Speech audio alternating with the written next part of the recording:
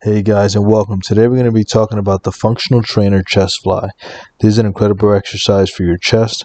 It's going to help you build musculature in that area. First thing you want to do is make sure that you're setting up your cable. I would say at like lower chest height. That would probably be the most comfortable.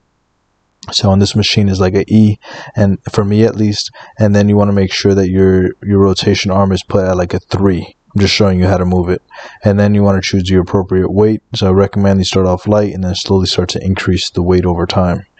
Once you do that, just take a nice big step forward. That way you get a good stretch without the weights hitting, and make sure that you're bringing the cable together, but really think about bringing your elbows together more than just your hands, and just make sure you maintain a slight bend in your elbows and make sure you go all the way back. You should be able to squeeze your back when you're bringing the weight back. That way you get a good stretch. But before we continue, here's a word from today's video sponsor. I'm today's video sponsor, and if you'd like help losing fat or gaining muscle, there are a few ways I can help you down below.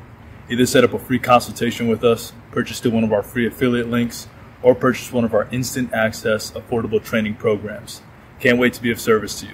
Now let's get back to the rest of the video. So like I said, you just want to make sure that you're getting that good stretch when you're going back.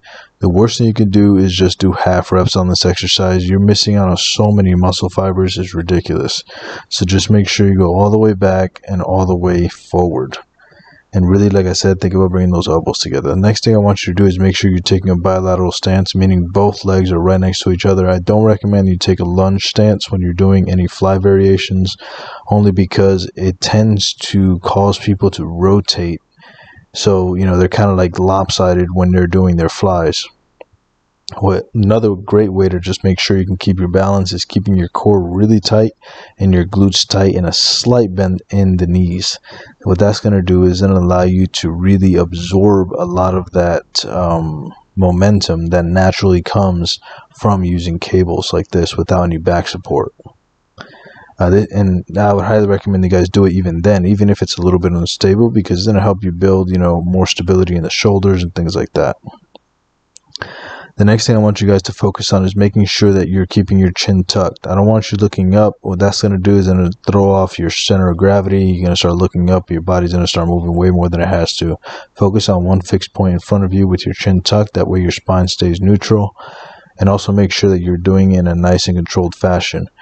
If the weight's too heavy, what's going to end up happening is you're going to bend your elbows a bunch, and then you're going to use a lot of momentum in order to move the weight. Think of yourself as a bodybuilder, not necessarily a weight lifter when you're doing isolation exercises like this. So control is the most important thing, and make sure you contract your chest, squeeze your chest when you bring it together.